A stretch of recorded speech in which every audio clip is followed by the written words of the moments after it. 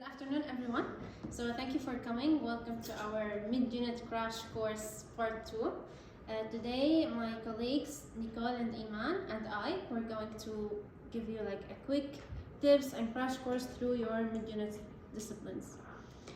Starting it strong with pharma. Okay, so I received many feedback about pharma, and from what I heard, that mostly antibiotics going forward, and the name of the drugs are like the weak points or the things you're struggling with. Inshallah, I'll give you some mnemonics to help you with. But there's a first lecture about pharmacokinetics, so I thought I'll ask you some questions. Which parameter reflects drug potency? B. B, you agree? Yes, it's B. ED50, which is the effective, which is the dose for the drug to reach its 50% of its effect in 50% of population.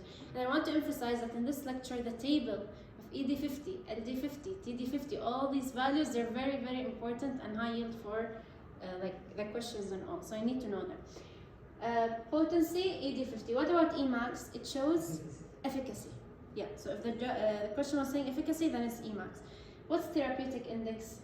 This is also important. B. I think it was toxic or... Yes, it's B. Toxic dose to reach toxicity in 50% of population over ED50. And if it's wider range, that means the drug is safe to use. If it's narrower, then like this is a drug that needs close monitoring. Do you remember which drugs? Warfarin, Diloxin, and many others. Now you can solve these questions later when you get the PowerPoint because I'll go past them quickly, but I just want to explain the drug interactions. So we have chemical antagonism. We give two drugs, like we have drug A and drug B.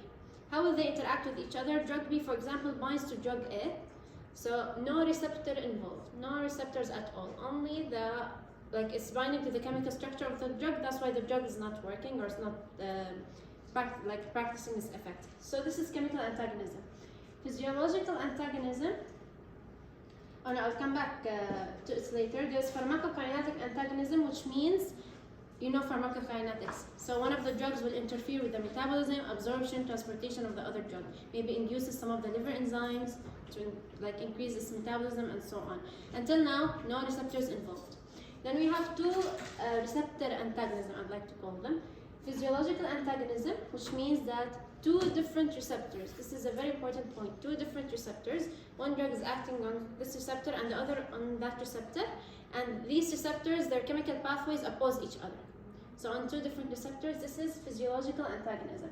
Then we have, lastly, pharmacological antagonism, which means on the same receptor. And remember, we have competitive or non-competitive. Competitive means it binds directly to the site, non-competitive to the allosteric site. So this is going past them very quickly, and the pharmacologic one has classes: partial agonist, inverse agonist, competitive antagonist. For the time's sake, I'm going to skip through this, and I'll start quickly with the antibiotics. Feel free at the end or through WhatsApp to ask me any questions you have regarding this lecture, if you face any difficulties. Cell wall synthesis inhibitors. Now we start with the actual thing. Okay, so we start with beta-lactams. What's their function? Important to know. They inhibit transpeptidase, which is important in cross-linking of the cell wall of the bacteria, and stimulate autolysis, which also puncture in the bacteria, so it ruptures. It doesn't have a cell wall. 4 resistance mechanisms. Do you recall them? This is like a small summary, at the beginning. Efflux pump. So the antibiotic is entering, we kick it out. Then beta-lactamase, which breaks down the beta-lactam ring in these drugs, they won't work. And decreased penetration. Yes, decreased penetration, can't enter. And there is the penicillin binding protein modification, which is the penicillin binding site. It can be changed so penicillin cannot bind. These are quick ones, very important things. Renal excretion. Remember in the first lecture of penicillins, we have the penicillin G, benzathine. These are the natural penicillins. Then you have extended spectrum, nafcillin, oxacillin, methicillin. No, these are the antibiotic. Methicillin they're beta-lactamase resistant, these drugs. Then we have the extended spectrum, which are the amoxicillin, ampicillin, and so on. So from all these, very important to know that all of them are renal excretion except nafcillin and two others. I'll talk about them. So nafcillin, we do not need to adjust it in renal failure. And best oral absorption out all of them is amoxicillin, and it's not impaired by food. And anti-pseudomonal drugs for all the lectures and always when you use an anti-pseudomonal drugs, we have to use it with aminoglycoside because pseudomonas, they have high resistance, so we need to give them like more than one drug for a good effect. Major adverse effect of penicillins, hypersensitivity, and unique adverse effect, coagulation defects, which is by nafcillin, our hero here again, nafcillin and two other drugs, piperacillin and ticarcillin. Okay. B. Should the rest? B? Okay, yes, it's B. It provides prolonged low levels of drug. This is intramuscular. This is from the previous structures. These are the natural penicillins. Penicillin G is the first one, naive, not that strong yet. We develop it against gram-positive bacteria. And then it's acid labile beta-lactamase sensitive, so we develop stronger drugs than it. Then we came with benzathine penicillin, intramuscular injection for prolonged levels of activity. And penicillin VK, K for potassium, it's oral, and it's acid resistant, that's its advantage. But these are, right now, they're mostly replaced. We don't use them anymore because of the high resistance, the high like bacterial resistance towards them, because they're beta-lactamase sensitive. We have better drugs now, these. Penicillinase resistant, so we can use them in, and this, you know what's the full form of this? Methicillin sensitive Staph aureus. So methicillin sensitive, methicillin is here. So these drugs are for the methicillin sensitive. If methicillin resistant, MRSA, they don't work on it because they're resistant to these drugs. And like a tip from studying, when I used to go through the slides and see all these different like properties of each drug, I used to come back to the side of their names and I write their properties next to them. So every time I come back, I see what's next to them. So you see methicillin, because it's nephrotoxic, it's the first drug formed here. And I want to focus on nafcillin, oxacillin, and dicloxacillin. What's special about them? They are excreted biliary excretion, so they do not need to be adjusted during renal failure. And nafcillin, I mentioned, it decreases coagulation, one of its adverse effects, along with piperacillin and ticarcillin. Okay. So this is what's important, like here. Patient with Listeria monocytogenes meningitis treated with which drug of choice? What is the first line? I didn't ask the rest. Okay, right. And there's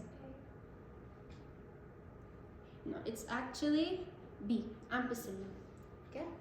These are the important points about ampicillin, amoxicillin. Ampicillin, Listeria. You see Listeria, first drug to your mind is ampicillin. And you'll even see in the cephalosporins, because Listeria causes meningitis. We see cephalosporins, they're against meningitis, but not for Listeria. So then ampicillin is the one that comes to your mind always, because it's the one for Listeria. And enterococci. Amoxicillin XX is for prophylaxis against endocarditis. And if you guys, inshallah, you become year 2, I don't know if you'll take CBS in year 2, like us. We had like a whole lecture of infective endocarditis tables for different cases. Every single one of them, amoxicillin, amoxicillin, amoxicillin, okay? So amoxicillin is very important for bacterial endocarditis prophylaxis, in the heart. Severe diarrhea after taking ampicillin. What do you think is the reason? Yes, it's B. What do we call this? Dysbiosis. You remember which bacteria in the gut? Oh, Yeah, Clostridium difficile. Usually antibiotic associated, we can get antibiotic associated Clostridium difficile, due to long-term use of antibiotics. It's related to ampicillin and amoxicillin. But anyways, if they tell you someone was taking antibiotic for a long time and suddenly they have diarrhea and fevers and symptoms of like bacterial infection in their gut, gastroenteritis, then it will be Clostridium difficile, called pseudomembranous colitis.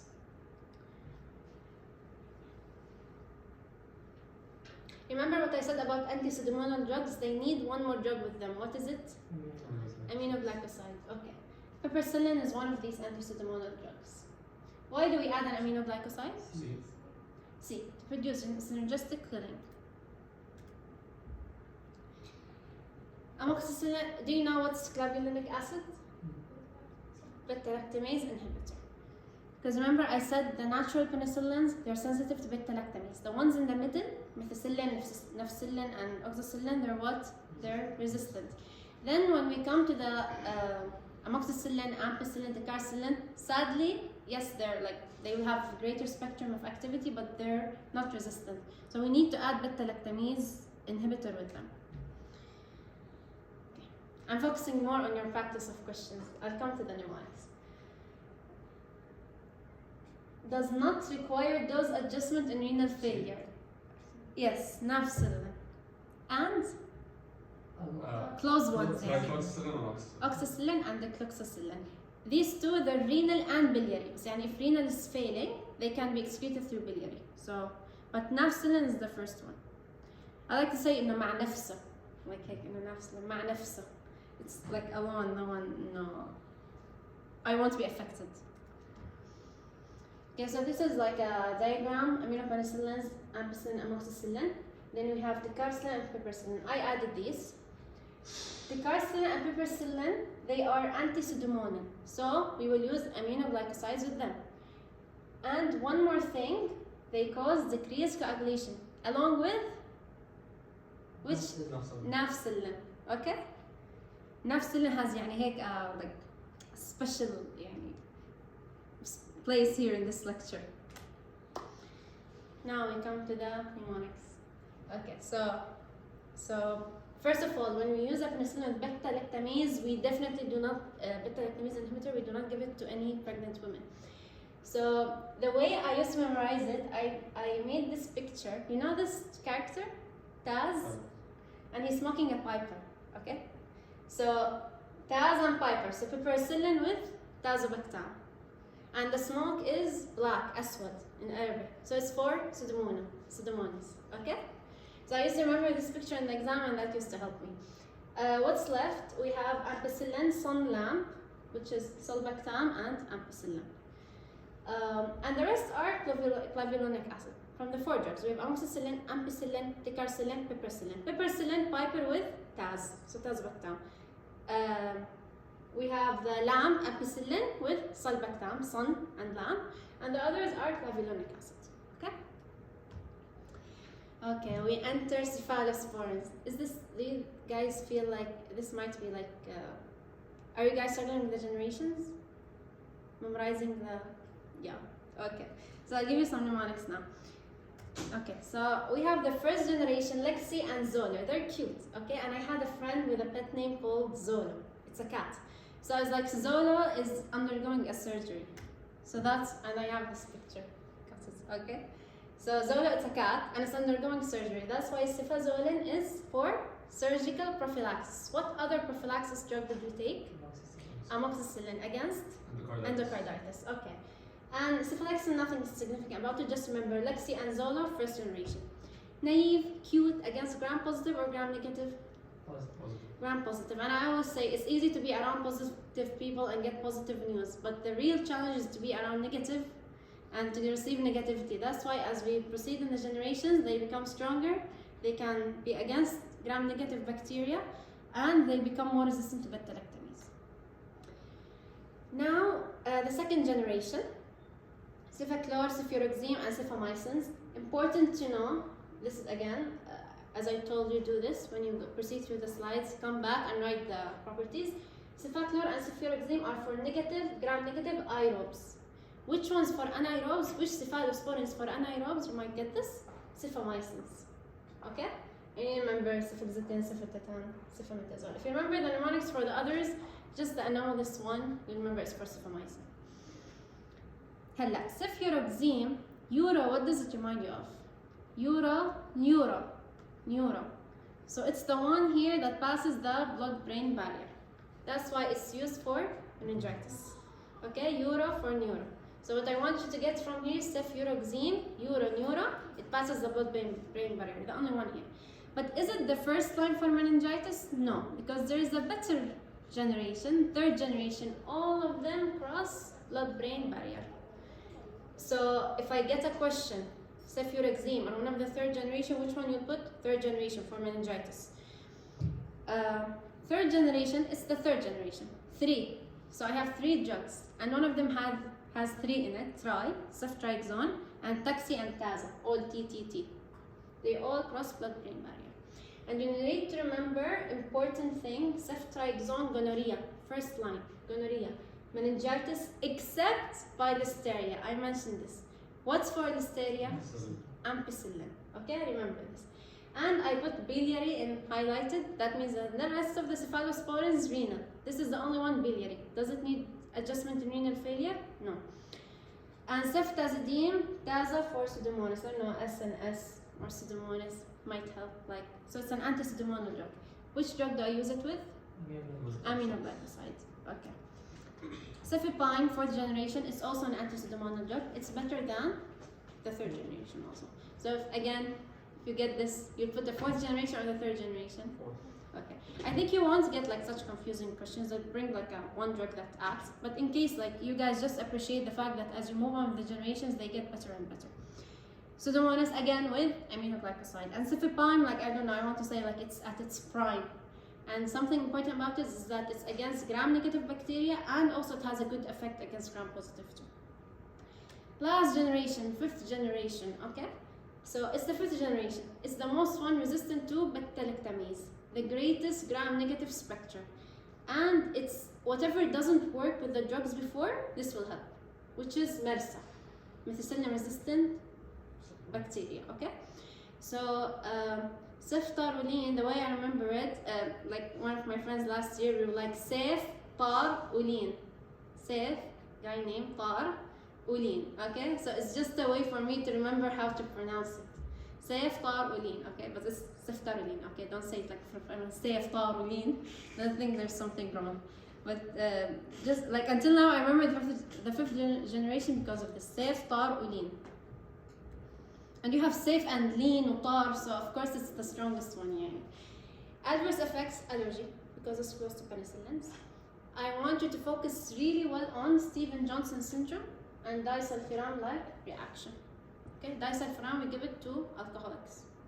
But it can give these drugs can bring around the same effect, disulfiram-like reaction. Now I'll compare 2 drugs, aztreonam and impenem. I made a table for them. For quick, they're both, by the way, beta-lactams. Aztreonam, monobactam, this is carbapenem. Impenem, for some reason, reminds me of Eminem. I don't know why, but it just reminds me of Eminem, the rapper, okay? That's why it's wow, it has a special features here, okay? But I'll come to it. Most importantly, both are resistant to beta-lactamase, IV. What's important here? Aztreonam inhibits cell wall synthesis by binding to PBP3. Penicillin binding protein 3. Whereas impenem, very important, it's for enterobacter infections. It's the only one here. Enterobacter infections for impenem, and you need a drug with it, cilastatin, to prolong its activity because it prevents its metabolism or renal metabolism by renal enzyme. So remember, cilastatin and enterobacter for impenem. Lastly, vancomycin, the hero. We also got it this year, so it's we have it always whatever doesn't work before, also vancomycin will come to it. Is it a beta-lactam? No, it's not a beta-lactam. Now we said the earlier drugs, they inhibit transpeptidase. This inhibits transglycosylase, and it has 5 effects, very important. MSSA, the previous drugs can work on this, but if they're allergic to the previous drugs, we give them vancomycin. For the resistant ones, also vancomycin. Vancomycin plus cefotaxime, ceftriaxone, which generation? 3rd generation, for meningitis. So it helps in meningitis.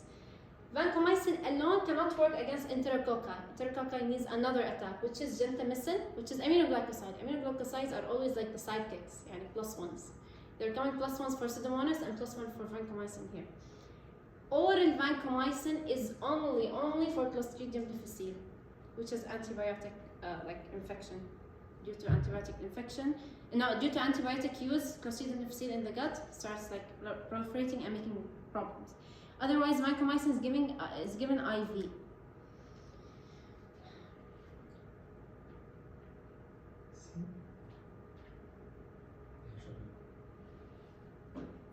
So which one? Smiling. C. Yes, it's C. It binds to these structures. It's important to remember D-alanine. And how does the vancomycin resistance happen? Lactate. So this becomes D-lac. That's how resistance happens. This is important higher like point you need to know about. I emphasize again penicillin transpeptidase and vancomycin transglycosylase. Transpeptidase is mostly cross-linking between the peptidoglycan chains. Vancomycin is within one chain. Transglycosylase links the NAM and NAC sugars together in one chain. Vancomycin inhibits that. Penicillin, you have the chains, it's cross-linking between them through peptide bonds, and penicillin inhibits that. Okay, that's transpeptidase function. Rapid IV vancomycin has flushing, erythema, and hypotension. Which of these? B. Yes, histamine release. What do we call this? Red man syndrome. It's red. Literally everything is red. Flushing, erythema, all red. And this is very important. Okay, it stayed with us till this year too. This is a summary. I mean, for you, I won't go through them all, but this is like endocarditis, meningitis. I wrote for you all the drugs. Enterobacter, what did I say? Only one. Impenem. And do not make my mistake, because I thought Enterobacter and Enterococci are the same. So I was like, Enterococci, word, yeah, Enterococci, Impenem. But Enterobacter is not Enterococci, they're totally different. Enterobacter is like E. coli and other bacteria. Enterococci, you took them, I think, micro. So they're totally different. Enterobacter, Impenem, Enterococci, we said ampicillin and vancomycin. But vancomycin not alone, needs gentamicin. And I want to clarify here something about endocarditis. Amoxicillin and cefazolin is for surgery prophylaxis, but it's also like, what I mean here is prophylaxis also. Amoxicillin and cefazolin is prophylaxis, but also against endocarditis, and vancomycin, because I mentioned it's against endocarditis too. Okay, just for you not to get confused later. Gay baby syndrome, yalla, we go to the last one. C. Chloramphenicol. Chlor causes gray baby syndrome. And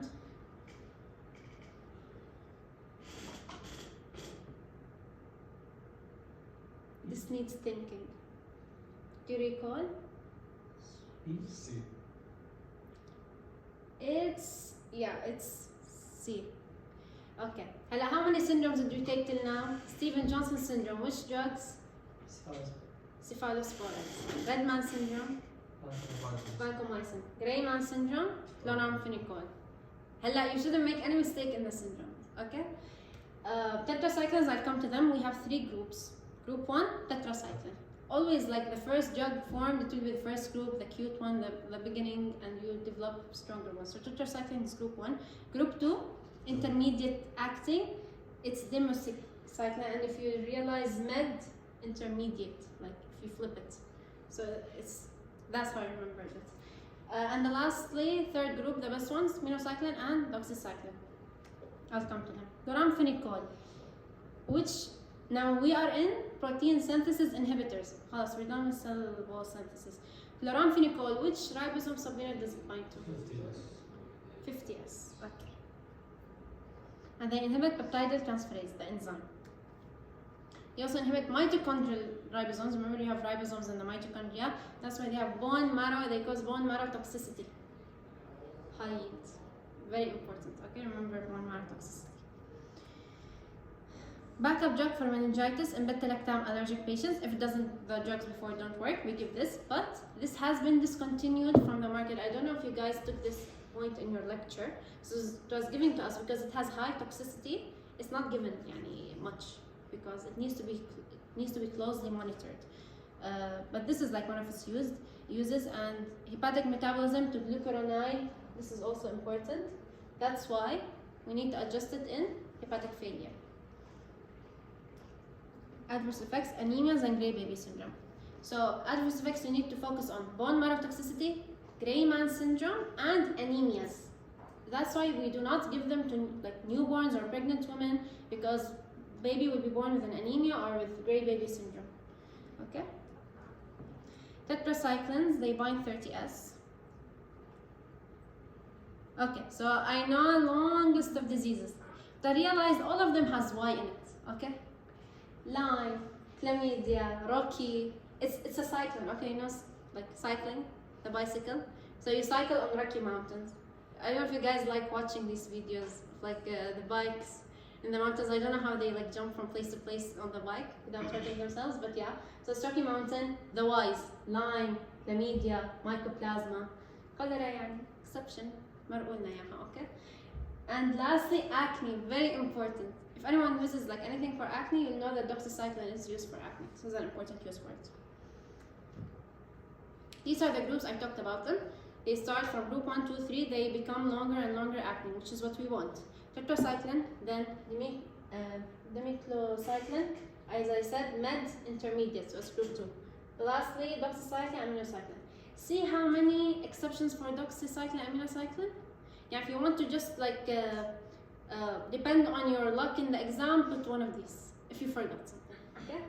So, oral absorption of these drugs, very, very important. They are affected by ions, food, and milk because due to chelation, okay? Except doxycycline and minocycline. All of them do not they do not reach the CSF in the brain, except doxycycline and minocycline. Doxycycline, what was its use, as I mentioned before? Acne. And also, important about is that it's excreted through bile. That's why it doesn't need adjustment during renal failure. And it's for acne. Until now, how many biliary drugs did we take? I'll try to recall with you. But try to bring me some of the biliary drugs. Nafcillin, yeah. Oxycillin and dicloxycillin. And doxycycline. And there was one before in the cephalosporins. Which one? Ceftriaxone. Okay, these are the biliary drugs. Hello, you guys like them. The discoloration is most associated with C. Tetracycline. Remember, as I said, it's affected by milk and calcium and all of that. Milk has calcium, so bones, so it attaches strongly to the bones. Just like how it binds to calcium, it binds to the calcium in bones. That's why it causes discoloration. Tetracyclines. Photosensitization. For which one? C. Demiclocycline. MashaAllah. Okay. So until now, tetracycline's adverse effects we took, teeth discoloration, the fact that they're affected by food and milk, and they also photosensitization. And there's also one more thing. It wasn't really emphasized for us, but it's emphasized for you guys. Vestibular toxicity, يعني dizziness and all of that for minocycline. فيعني as they said, like سلاح له حدين. And we said doxycycline, minocycline, long acting exceptions and all of that, but they also cause their own toxicities. Minocycline for vestibular toxicity. Demiclocycline, not really doxycycline, but it's for photosensitization. And all of them, they cause teeth discoloration. Macrolides, which ribosome subunit? 50. Mine's 50. Yeah, mine's 50. And inhibit translocation. Between brackets is also important, by the way. Don't only know 50 SA. Like which one inhibits peptidyl transferase? Chloramphenicol. This one inhibit translocation. Tetracyclines, amino acid tRNA binding. Remember which stage, not only the subunit. Erythromycin, azithromycin. I don't know about you guys, but this was a World War III for me last year. I used to hate the long list under erythromycin, and the long list under clarithromycin, and the long list under azithromycin. And we have ketolides, which falls under them also. Telithromycin, it's for macrolide resistance strains. These don't work, we give this, okay? Now we'll start with the World War III I talked about. Bismillah, ya Rab, Bismillah, all this, Bismillah, okay. هلا there's a very nice mnemonic إنه lesions camp on my border. So Legionella, Campylobacter, Mycoplasma, and Bordetella, not here. And also the vaccines. You took pertussis and diphtheria. Last semester, yeah. Okay, so there were like unusual, like new diseases for me. So they're all for erythromycin. The DTaP vaccine and the diphtheria and pertussis. Erythromycin is the one who resolves them. And I added here like the special ones. Erythromycin, all of this plus H. pylori. Azithromycin, highlighted, bold, all urethritis for azithromycin. Okay, this is like the highest yields here.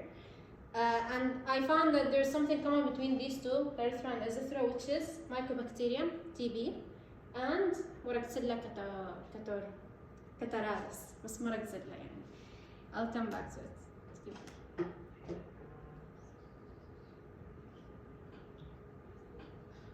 Okay. So erythromycin, these are important points about the distribution of erythromycin is destroyed by acid. The rest are not. When I say erythromycin only, and the rest do not apply. Okay? It diffuses into prostatic fluid. This is, for us, it was very important because we took that. That's why erythromycin is used for prostatic infections.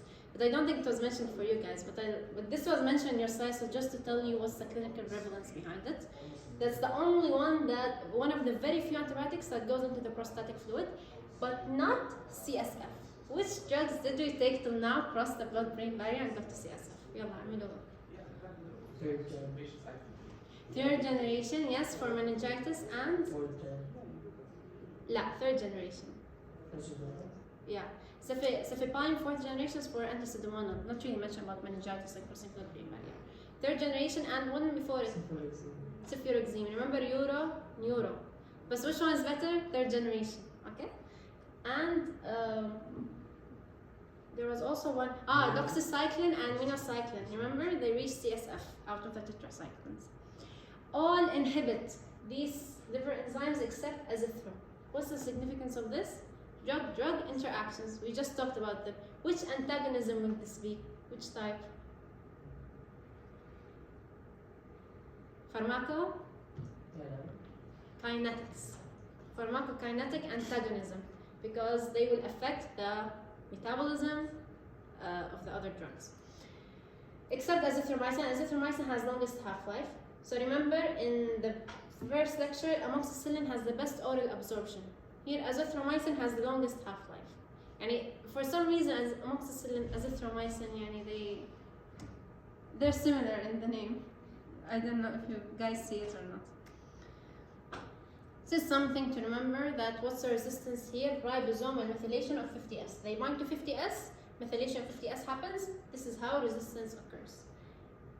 Adverse effects, GI upset, most prominent with which of the erythromycin. And ototoxicity, also to the erythromycin. QTC prolongation, red or bold or highlighted.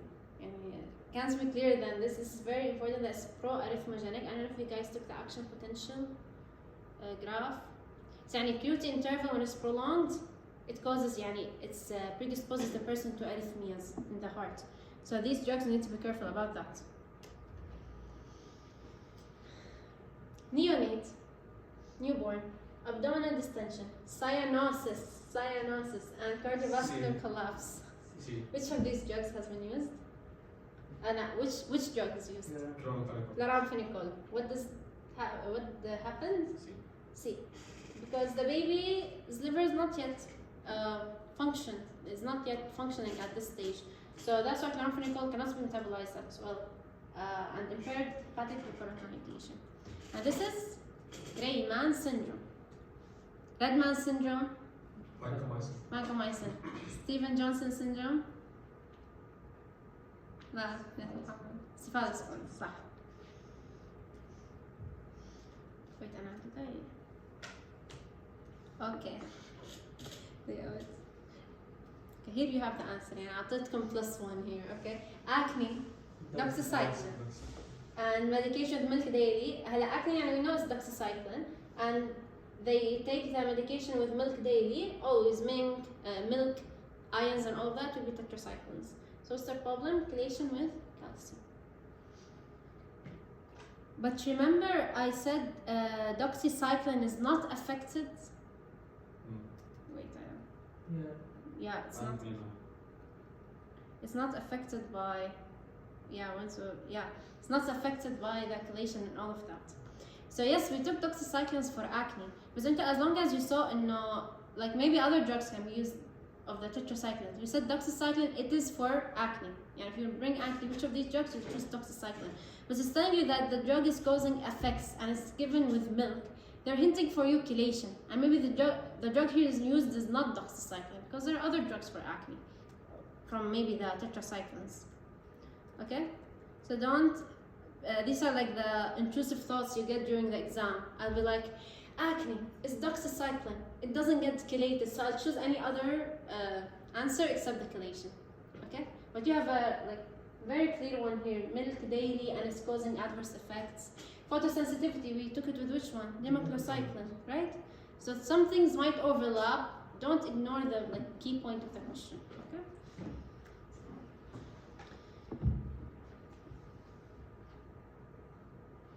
Crosses blood-brain barrier. I just made a revision with you on which drugs do that.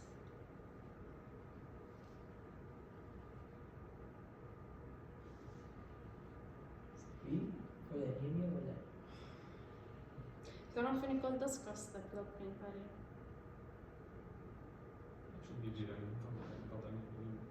What are we saying? بقية كلكم B? Yes, it's B. Anemia. يعني هي focus on this anemia. I said chloramphenicol anemias and Rayman syndrome. And it does cross the blood-brain barrier. That's why it can cause hepatotoxicity and that's why it's highly toxic. Because it crosses the blood-brain barrier. So we have chloramphenicol, doxycycline, minocycline, and no, these are from the last lecture. Erythromycin, we said it does not go to the CSF.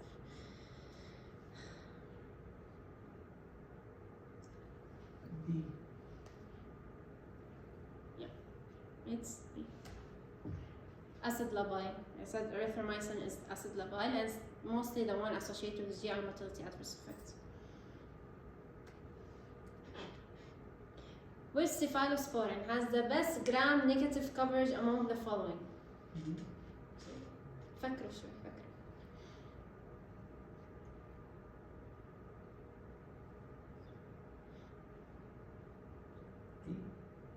D? كمان D? Yes, it's D. Which generation? First one. What was the mnemonic? Lexi and Zolo. Okay, and Zola is undergoing a surgery. So Cefazone is for which one? Surgical prophylaxis. Cefuroxime, neuro. This is the one who crosses blood-brain barrier for meningitis. And which generation? Second. Ceftriaxone. You want easier than this? Third generation. This also crosses blood-brain barrier for meningitis, except listeria. What's for listeria? Ampicillin. And what about what's another disease for ceftriaxone? First line, gonorrhea, which is an STI. Cefepime at its prime, fourth generation. Okay, so you go like here, best gram-negative. You go the highest generation. Intra-abdominal infection requires anaerobic coverage. C. Anaerobic coverage. You remember what's the class? Cephamycins. I emphasize in the cephamycins, therefore anaerobes. And cefatotan is one of them. It doesn't fit into any of the mnemonics. يعني Zolo, Tri, Prime. It doesn't fit into any of them, so it's the one. Yalla, we're almost done. Gonorrhea. Triaxone, ceftriaxone. And think about this. I'm saying think about this.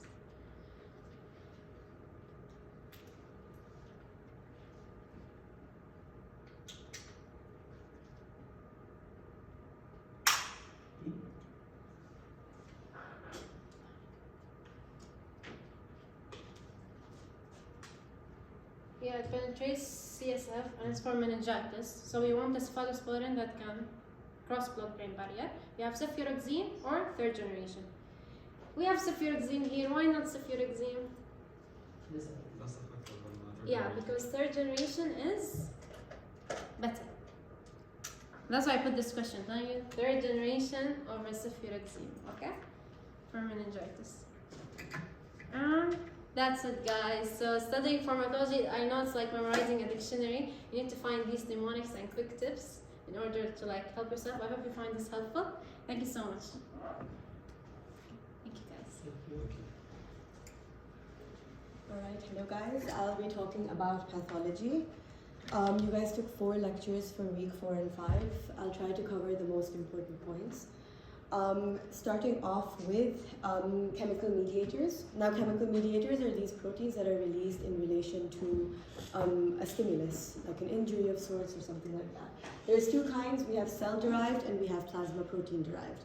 Now, plasma protein-derived are, again, divided further. Either they're preformed molecules in these vesicles that are released upon stimulation, or they're synthesized upon a stimulus, like prostaglandins.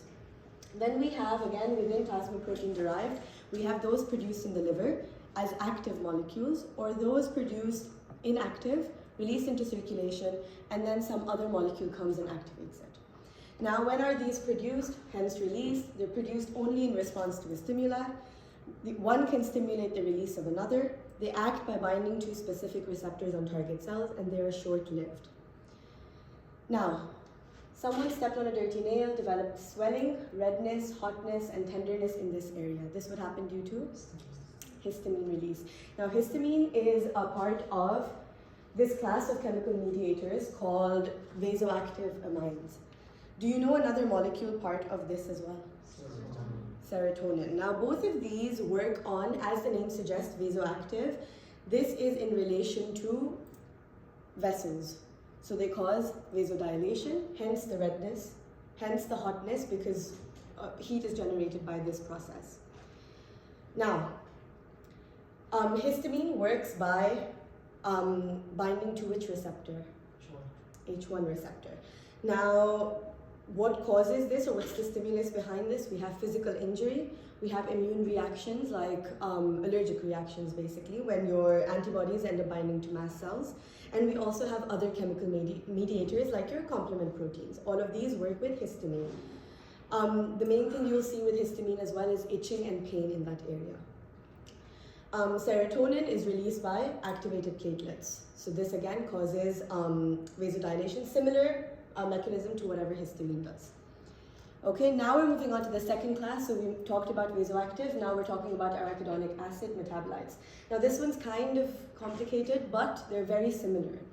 So, your arachidonic acid metabolites are precursors for eicosanoid synthesis, which is a 20 amino acid molecule. Now, arachidonic acid is released by cell membrane phospholipids by the action of phospholipase. So you need phospholipase A2 to release arachidonic acid. Arachidonic acid gets broken down further into these active metabolites by 2 enzymes, either cyclooxygenase or lipoxygenase. Depending on which enzyme is used, you get different chemical mediators. So let's talk about the first one. We have cyclooxygenase. Arachidonic acid gets broken down by cyclooxygenase into prostaglandin G2. Okay, prostaglandin G2 gets converted to prostaglandin H2. Now H2 gets converted into these 3 main molecules. Okay, we have PGD2 or PGE2. These ones are found in, are released in the presence of mast cells. And what do? They increase vascular permeability, they cause vasodilation. So again, they're all involved in vasoactive mediators again. But one thing to remember about PGD2, PGE2 is that they are chemoattractants to neutrophils, okay? So they will call all the other inflammatory markers to the site of injury. Then we have thromboxane A2. This does the opposite to whatever the rest of them do. Prostacyclin or prostaglandin I2 and prostaglandin D2E2 are involved in vasodilation. Thromboxane is involved in vasoconstriction. And you would have seen this before as well. It is involved in platelet aggregation, so it helps with clotting. Prostacyclin causes vasodilation and it inhibits platelet aggregation. So prostacyclin and thromboxane A2 have opposing functions. Okay? Now, cyclooxygenase can be inhibited, and it's inhibited by COX-1 and COX-2 inhibitors, and I think you will come across them. Aspirin and indomethacin. I thought of Indomie. One of my friends told me about this, so like it just stuck in my head. Aspirin, Indomie, COX-1 and COX-2 inhibitors. Arachidonic acid. Now, okay, yeah, sorry. The second pathway we come across is lipoxygenase, okay? Lipoxygenase gets converted to 5-HPETE. That gets converted to 5-HETE. This is the main molecule that we're talking about because it's involved in chemotaxis. 5-HPETE gets converted to leukotriene A4. This leukotriene A4 produces these other molecules, which is B4, C4, D4, and E4. B4 is involved in chemotaxis alongside 5-HETE. So again, it's calling other inflammatory markers to the site of injury. C4, D4, E4 is involved in bronchospasm and increasing vascular permeability. So when we're talking about leukotrienes, we're talking about increasing vascular permeability, mucus secretion, and bronchospasm. They're released by mast cells and eosinophils. With the second class within lipoxygenase, so we get leukotrienes and we get lipoxins. Lipoxins are involved in anti-inflammatory actions. So they prevent excessive inflammation and prevent actually have an opposing effect. So when we're talking about these markers, they're released with inflammation. When we're talking about lipoxin, we're inhibiting inflammation. Okay? Now, this entire cycle can be inhibited at the first step, which was cell membrane phospholipids break down through phospholipase to produce arachidonic acid. How do you inhibit this? By steroids. Steroids can inhibit the entire inflammatory cascade, basically, okay? It inhibits both cyclooxygenase and lipoxygenase pathway because we do not have arachidonic acid produced. Cyclooxygenase, we talked about COX-1, COX-2 inhibitors, aspirin and indomethacin. And lipoxygenase, we talk about leukotriene inhibitors in more detail, but those are separate classes of drugs.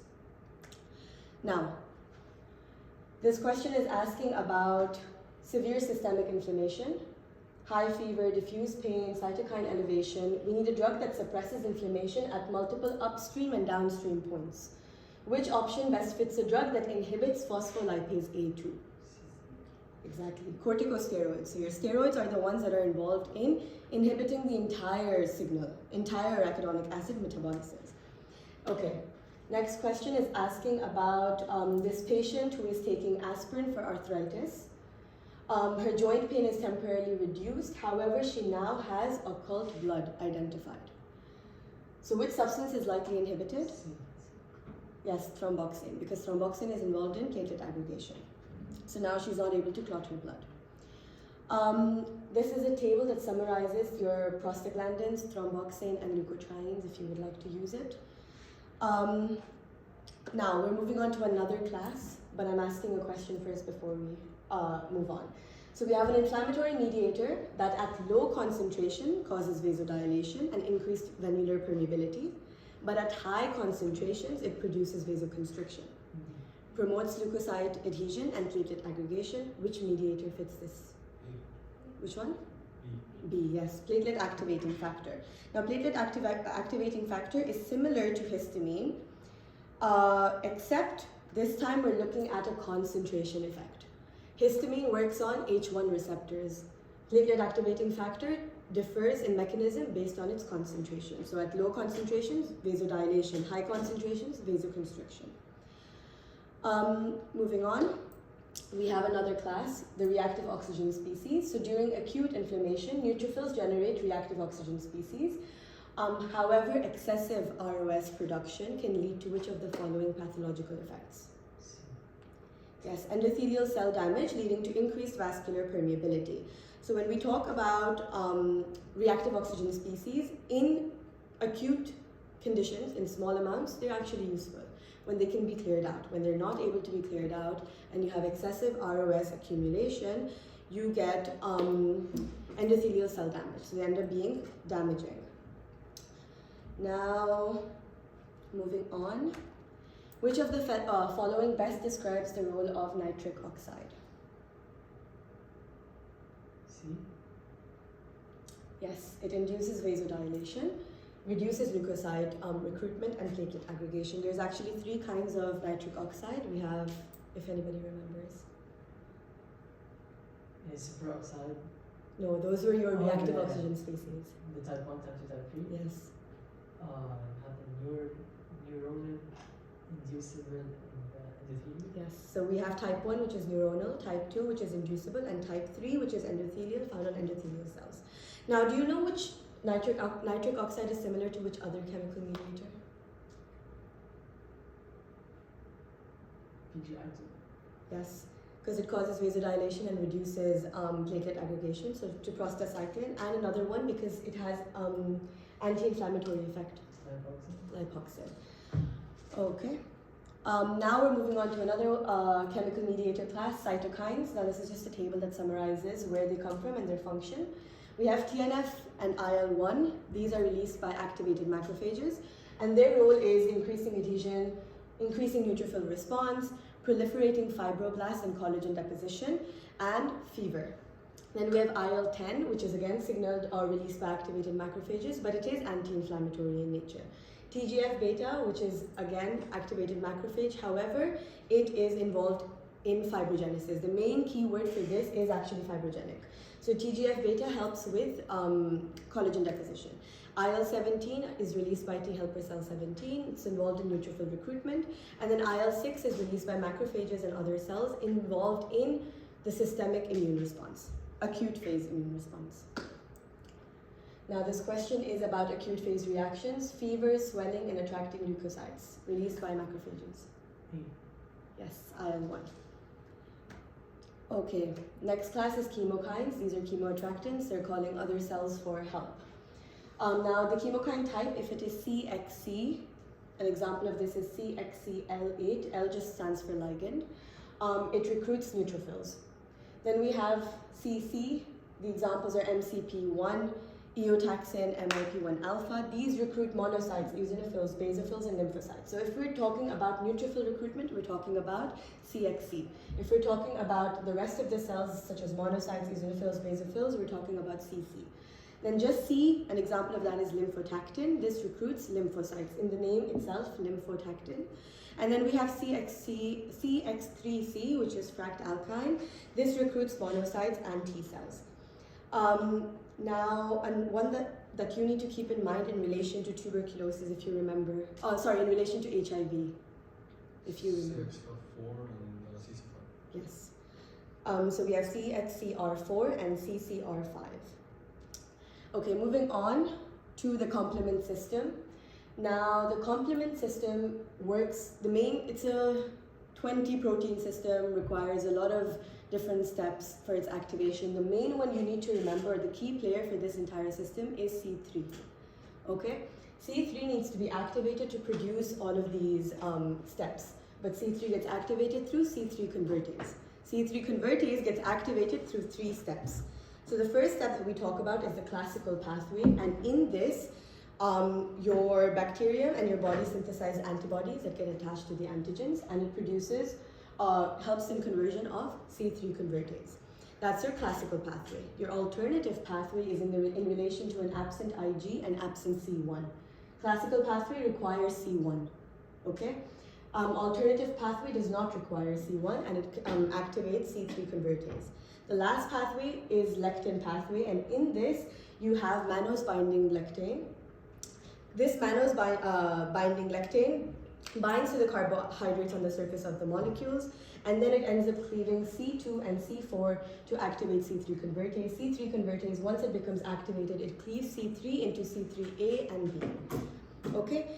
The main functions that complement is involved in is recruitment and activation of leukocytes. C5A and C3A are involved in inflammation and anaphylatoxins. They're known as anaphylatoxins because they produce a reaction similar to the anaphylactic reaction.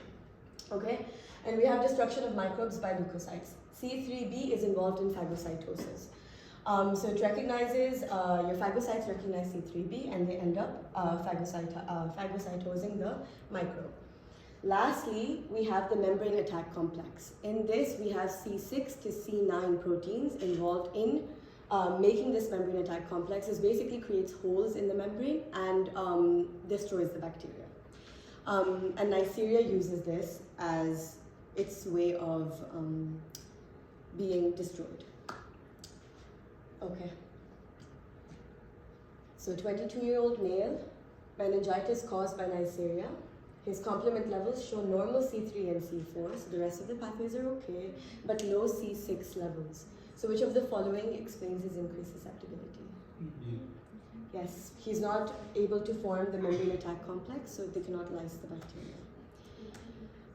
Moving on to the second part, which is repair. Now, repair is known as healing.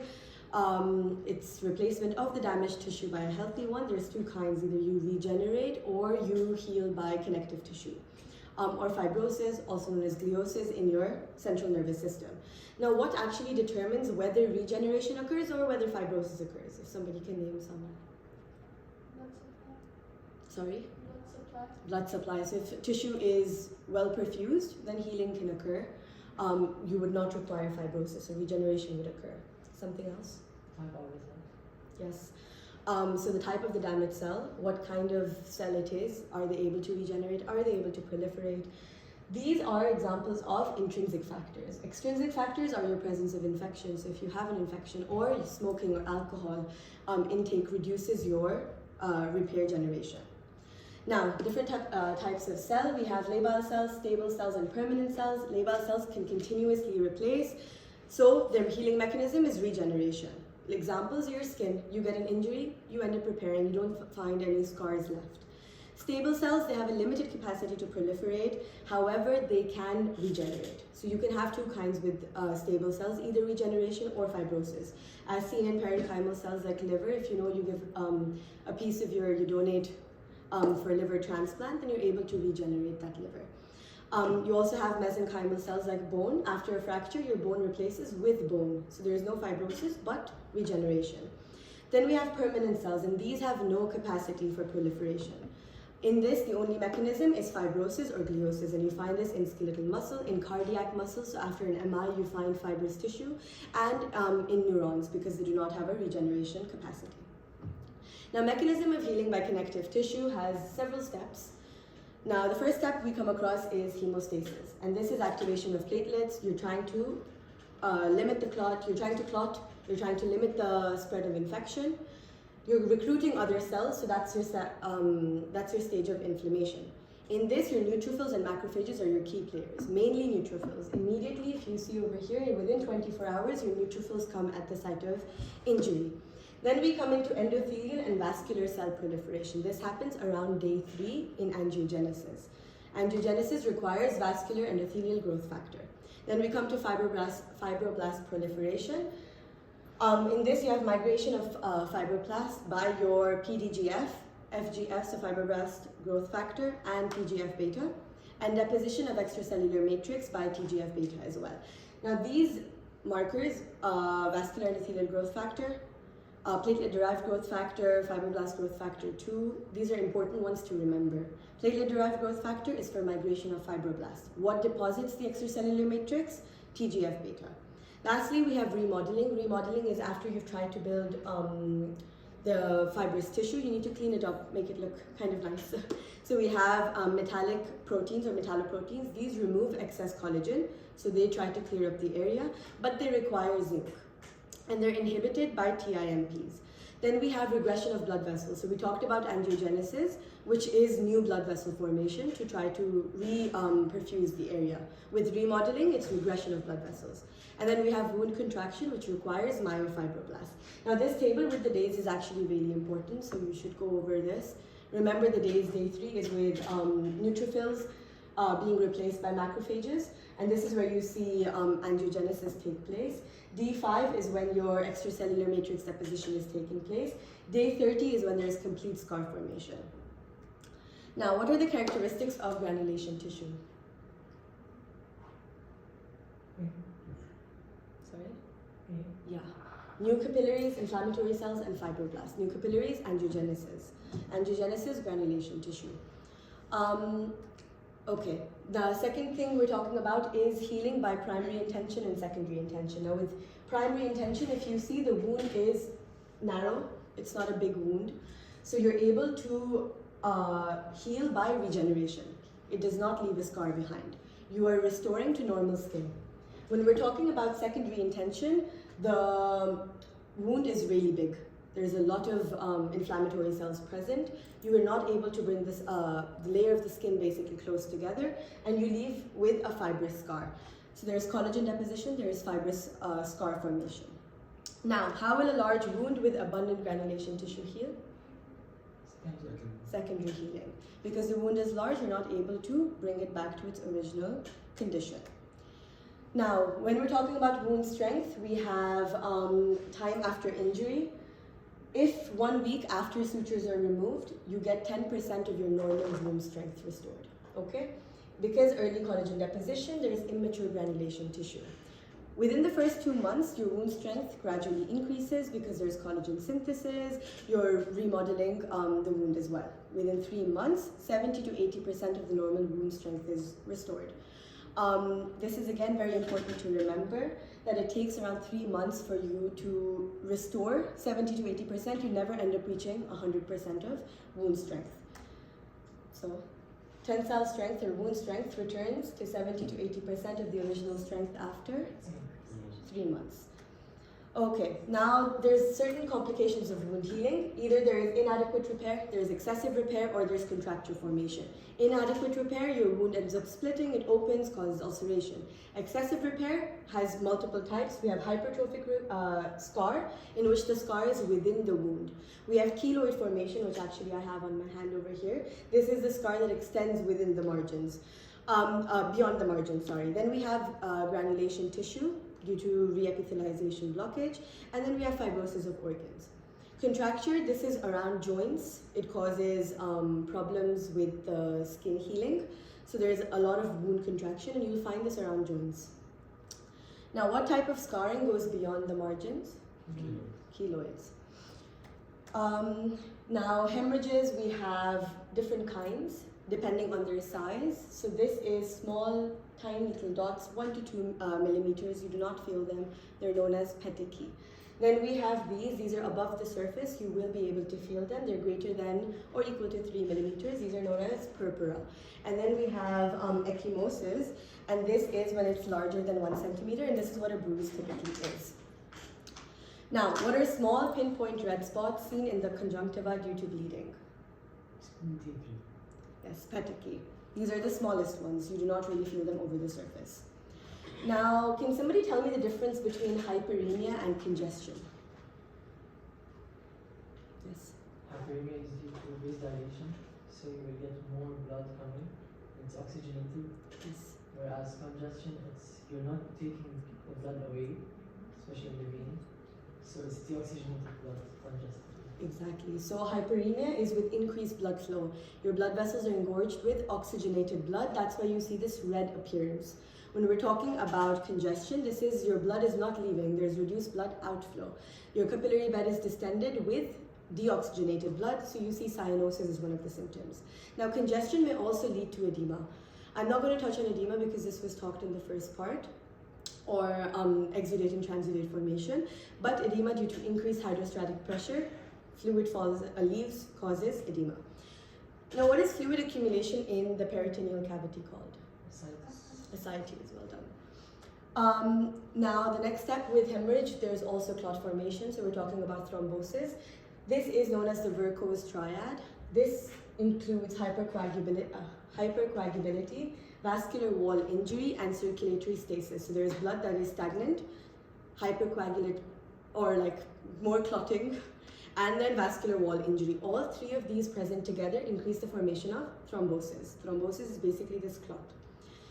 Now, what happens to a thrombus? Either it can resolve on its own and is destroyed, or it goes into the lungs and gets lodged and causes embolism formation, or it can get organized and recanalized, so it restores blood flow to that area. However, it stays within the wall. So either it stays within the wall or it creates an opening within the thrombus. And lastly, it goes towards the heart, propagates towards the heart, and can cause myocardial infarction due to less blood supply. Now, what is the color of infarction seen in solid organs? White, yes. When do you see red infarcts? Soft tissue infection. You see, okay, so white infarct is for your solid organs. For your red infarct, it's when you have loose connective tissue that allows for blood to hold, like your lungs. If there is dual blood supply to an organ, if an organ is, can't think of one. We've done this. Yeah, we took it this year. Previous congestion was. Yes, previous congestion, which reduces blood flow. So there is stagnant blood, you'll get red congestion. Okay, it's typically seen in the lung. This is seen in your kidney, heart. Red color is seen in testes because usually. Yes. Yes, in testes and ovaries usually, and it's very soft skin tissues that, for example, can trap. You know, in the vein, they tap blood. It may look red to you, but why is it infarction? Because there is no oxygen. So vein, you know, the arteries they have oxygen, and veins the blood doesn't have oxygen in them. So although it may look red to you and it has blood, but there's no oxygen in blood, so it's ischemia. Got it? All right. Moving on, a patient presents with a femur fracture followed by shortness of breath and cyanosis. What is the most likely diagnosis? B. Yes, fat embolism. This is typically seen with fractures because your bone marrow particles leave, they end up blocking. There's another kind, we have air embolism. Now, air embolism is when your air bubbles enter the circulation due to vascular procedure, chest trauma, and in this you require more than 100 ml of air to enter, and this causes the air embolism. You would think air wouldn't cause a blockage, but it's basically like this mass that is obstructing normal blood flow. And fat embolism we talked about. Lastly, we have shock. Shock is due to inadequate tissue perfusion. This eventually will result in hypotension, reduced tissue perfusion, cellular injury or hypoxia. Now, what are the causes? We have severe hemorrhage, we have burns because burns cause a lot of fluid leakage. Then we have myocardial infarction, pulmonary embolism in severe cases, and sepsis. Now, there's different kinds of shocks. We have cardiogenic, hypovolemic, septic, anaphylactic, neurogenic. Cardiogenic is when your heart is not functioning properly, so it cannot pump the blood, so you're not getting enough perfusion. Hypovolemic, there's not enough blood to begin with, so there's low volume, blood is not reaching all of the tissues, so there's hypoperfusion. And then the rest of them, septic with infection, anaphylactic as you see with histamine or with allergic reactions. Last question.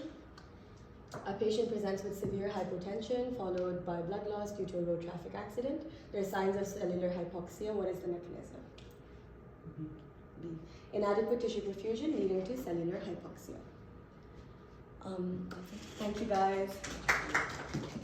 So hi everyone, I'll be explaining the part for microbiology. Taking into consideration you guys already attended the lectures and you already studied, so I actually don't want to repeat the details again. What I'm here to do today is actually give you the tricks. So I want to, whenever you see this, you remember this. So it's like a puzzle, you know? So I just want to teach you how to match them together, that's all. It's very, very short and it has all the tricks. It's not for you to study from.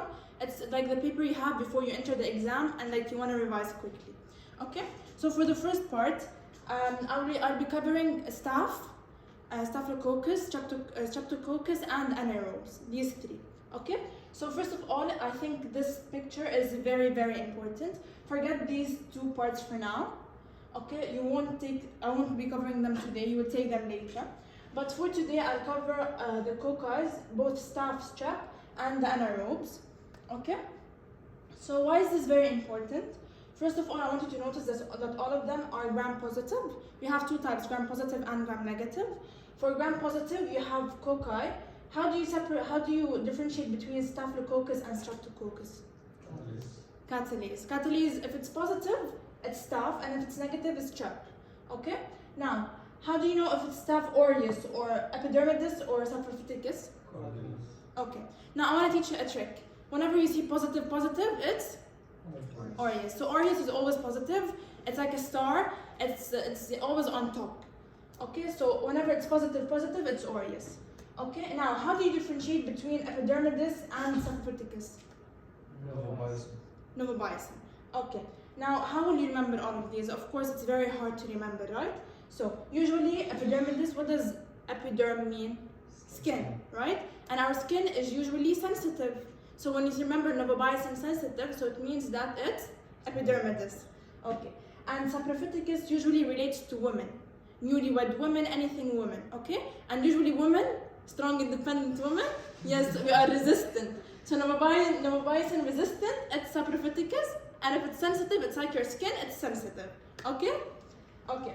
Now, now for the second part, streptococcus, we have 3 types of hemolysis. We have partial, complete, and none. If it's partial, half, it's A. If it's complete, it's beta, and if it's none, it's gamma. Okay? Now, for partial, you have 2 types. You have strep pneumonia, which usually have capsules. I'll talk about each one in details later on. Verdens, which has usually no capsules. Pneumonia. So who tend to have pneumonia? I'll explain this later, but usually is it strong people or sensitive people? Sensitive people. So when it's optician sensitive, it's pneumonia. When it's resistant, it's the other one, verdens. Okay? For beta hemolysis, it's streptococcus pyogenes, and for you have 2 groups, group A and group B. For group A, it's streptococcus pyogenes, and group B, it's agalactae. Okay, the first one is sensitive and the second one is resistant. If you have a photographic memory, just remember that the first one is sensitive and the second one is resistant. Okay, and for enterococci, it's gamma hemolytic, means it does not cause any hemolysis. Okay, so this part is very important for you just to memorize. Okay, now I start with staph. So all the staph groups, all of them, they are usually round. They have purple color. They form clumps and clusters. I need you to remember this. They form clusters. They stick together. Okay? They are non-motile and they don't form spores. Okay? Now for epidermidis. What did we talk about epidermidis? It's a skin. Okay, it's skin. And usually, okay, I just want to mention one point. Everything here in red is very, very high yield. Like last year when I used to solve, the ones in red, I used to see them a lot. That's why I grouped them together and I put them all under one slide. Okay? So, when you see about a biofilm layer, what do you think about? Epidermidis. Of course, epiderm, it's a skin. Usually it's found in metal devices and in heart valve replacements. And usually it is in UTI in hospitalized patients. Okay? I need to remember this for now. Because here in saprophyticus, you also have UTIs, but where do you find them? In healthy young women. Okay, so you see the difference? Both of them have UTI, but one of them is in women or normal patients, and the other one is in patients who are in the ICU. Okay? Now, we said that saprophyticus is for strong, independent women, but here it usually happens with women who are newlywed, so in their first, after their first sexual intercourse. Okay? Now for the star one, the positive one in everything, Staph aureus. I need you to remember that it usually happens in the anterior nair. We know what anterior nairs are? The nose, exactly. And I need to remember it's beta hemolytic. Where did we see beta hemolytic as well? Group A strep and Group B strep. Where? Group A and Group B Group strep. A and Group B, exactly. Okay. And another trick, it's beta hemolytic, right? Okay, here you have in the invasive staph, you have impetigo, right? Where's impetigo also seen? Pyogenes, right?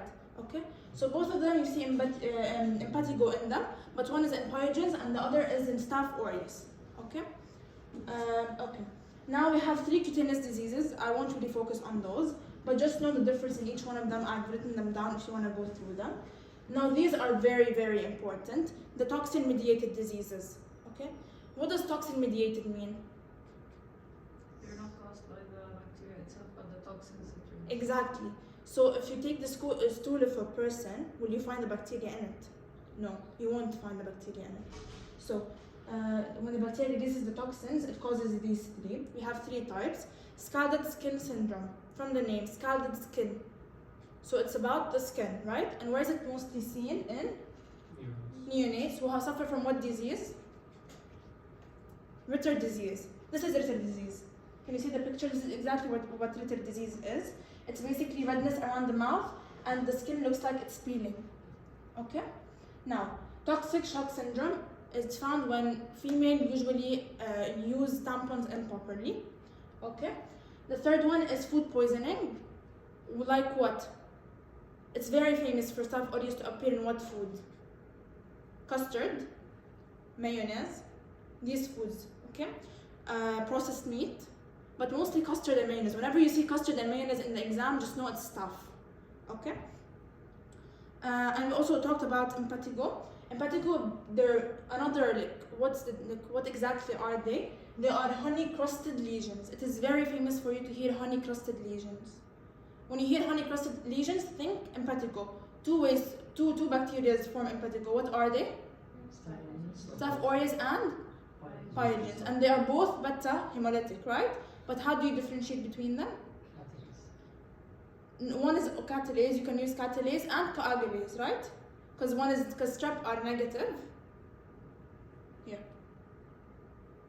Catalase. Staph, they are positive, and strep, they are negative. Okay? Okay. We finished Staph aureus? Okay. This table, I highlighted for you the high yield stuff. Very, very important. Protein A is found in Staph aureus. Okay, it's only special for Staph aureus, and it's used as a virulence factor. Okay. Here, exfoliative toxins A and B. Where do you see them? What does exfoliate mean? Do you know skincare when? Rub off the skin. Yeah. Yes, when you want to peel off the skin. Where did we see peel off? Scalded skin syndrome. In Ritters, right? Look at the baby. He has peeling off skin. Okay. So in scalded skin syndrome, you have ETA and ETB. We have enterotoxins. Where do you usually find enterotoxins? In food poisoning. So the third type. And the last one, toxic shock syndrome, toxin 1. Okay, so I highlighted the important parts, but just go through this table. Usually peptoglycan, they're used for cell wall for the bacteria, and tectoic acid, they're found in all gram-positive. Okay, these are my notes, by the way. Okay, now for strep, we're done with Staph. Strep, we have four groups. Group A, pyrogens. Group B, agalactae. Pneumonia, which is not in any group, and verdens. Group A, Group A causes pharyngitis. Whenever you see pharyngitis, it's Group A. Impetigo, we mentioned that as well, and it causes necrotizing fasciitis. Okay. Agalactae, it's found mostly in neonatals and has a CAMP positive. Very important. Remember, CAMP positive. Okay. CAMP positive. You guys know how it works, or do I explain it? You guys know? Okay. But usually when it's CAMP positive, it forms arrowheads, and when it's CAMP negative, it doesn't form anything. Usually, what bacteria is CAMP negative? The others? Not the others, only one of them. If group B is CAMP positive, what would group A be? CAMP negative. So group A is the CAMP negative one, and this is CAMP positive. Okay. Strep pneumonia, it's basically for pneumonia from the name, very obvious, and it is capsulated. Please remember this, because capsules act as a virulence factor. You guys know the difference between spores and capsules, right? What's the difference? Capsule. It's like a hard biofilm layer on top that acts as a protector. Spores. Okay, I'll tell you. Spore forming is for the bacteria to be able to live in harsh environments outside your body. Capsules, they're usually for your inside, for your immune system. So it helps it avoid your immune system. Okay, that's the difference. Now, verdens, it is dental caries. Remember this. Verdens, it's usually found in oral infections in your mouth. So what happens in your mouth? You have dental caries. Okay? Enterococci is not a strep. Well, it is a strep, but it is gamma hemolytic. Okay? It is basically grows in the presence of high concentration of NaCl and bile salts. And it is antibiotic resistant. Very, very important, these two parts. I need to remember them. We have types for enterococci, but I did not include them because I don't want to talk about the details. I think you guys should go and study the PowerPoint and then revise this. Now, this is just a quick summary. For anaerobes, gram positive, because today we're talking about gram positive only. Spore forming, we have the four types of Clostridium. I'll be talking about each one of them alone. Okay. So all of them, they're gram-positive. They produce toxins, mostly in GIT, and they spore form. Okay. For perfringes, they're usually called the cafeteria bug. They're found when people do big amount of food. Okay, you know when you go not only cafeteria, even when you go cafeteria, it's usually found in the cafeteria, and when they do like a big amount of food and people just come and take. It also causes gas gangrene, and it's very famous for Naegele's reaction. I need you guys to remember these. Everything in red is very, very important. For difficile, you can see it in two places. One, after you take high amounts of antibiotics. What happens to your body when you take antibiotics? It kills the bacteria. It kills the bacteria in your body, right? In our body, we also have good bacteria, right? We have good bacteria and bad bacteria. But how does the antibiotic know what to kill? It doesn't know, so it kills everything. Even the bacteria that are good, it kills it. So what happens to this bacteria? It comes and takes the place. Okay? So, you can see it in two places after taking antibiotics, and it usually comes in a form of diarrhea. And when you have pseudomembranous colitis, and it's usually seen as white plaques. Okay? For tetany, where does the word tetany come from? Tetanus. You know what tetanus is? What is tetanus? Like Stiffness, right? So usually if I show you a picture, you will see people who have tetanus, they're usually stiff. They can't move easily. They usually have locked jaw because it's stiff, and sardonic smile. It's like the monster smile. Yeah, that smile. And it usually has an exogenous spore and has tetanospasm, which is a neurotoxin. Now, botulinum. Where did you see this word? Botox, and from the word bottle. Okay, so this is seen in foodborne, which is in home canned food like pickles. It's seen in pickles. Also in infants, it's seen in honey. Where do you usually put honey in? In jars, bottles, right?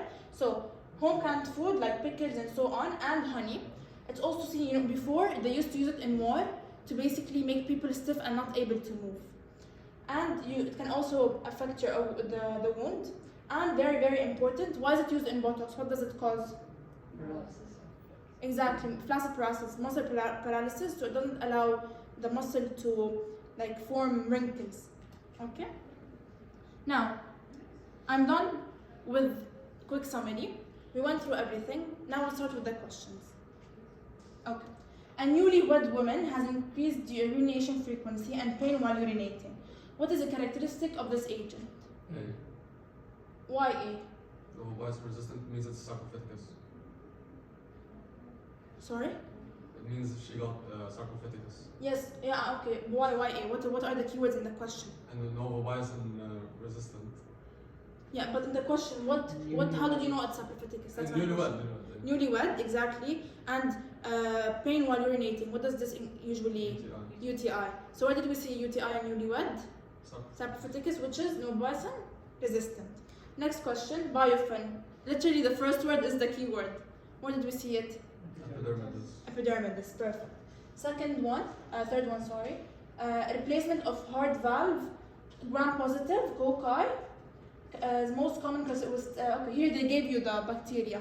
Epidermidis usually is what? Coagulase negative. Coagulase negative. Okay. Is everything clear here? Any questions? Okay. Next one. 23-year-old female is admitted with fever, vomiting, diarrhea, and muscle pain. Physical examination reveals erythroderma, and pelvic examination reveals a tampon in her vagina. Keyword. Tampon. What is it? Staph aureus. What is it? What exactly is it? Toxic shock syndrome. Exactly. So A. And next one. Sepsis caused Staphylococcus aureus has occurred in a newborn nursery. You are called upon to investigate. Usually, where did you see newborn nurseries? What's this? According to your knowledge of a normal flora, what is the most source of the organism? Nose, because we said anterior nares, right? Okay. And usually, what did we say about newborn nurseries? Something in the baby. Yes. Scalded skin syndrome. Okay. A patient develops infective endocarditis caused by an alpha hemolytic optician-resistant bacteria. Which of the following is the organism? Oh, it's caused by the organism. C. C. Why? Which bacteria is it? Verdens. Verdens. Perfect. Why is it verdens? What are the keywords in the question? Alpha hemolytic. Alpha hemolytic and? Optic. Exactly. Whenever you solve, I need to find the keywords and then match them. Next question. Choose the correct statement for foodborne intoxications. Which one? Foodborne. A. A. Why is it A? Botulinum. Botulinum. What food did we find it in? Honey. Honey for infants. And what other than infants? Pickles. Pickles. Botulinum is bottle, jars. Virulence factor, it was something, what virulence factor was for aureus? A. It was in the table, Protein. protein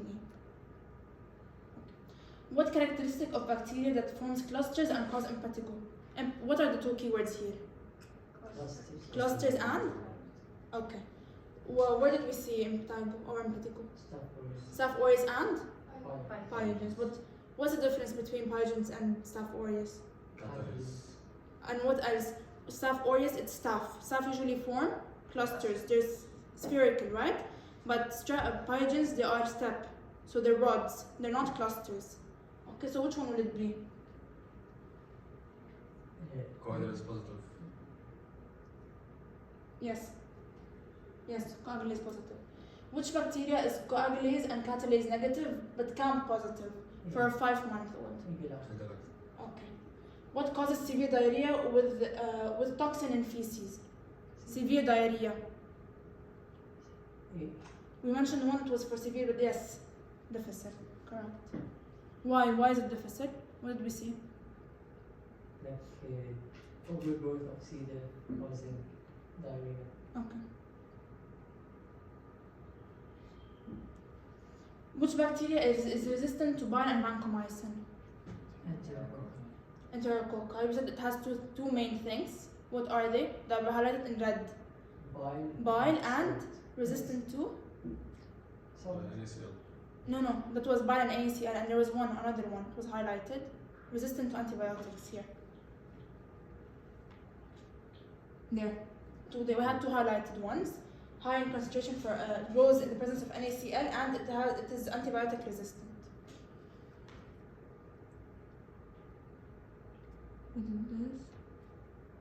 Okay. Last one. Which bacteria causes gastroenteritis by producing neurotoxin?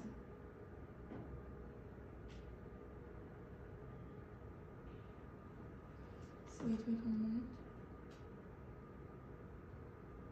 You didn't take this. Okay, that's all. Thank you.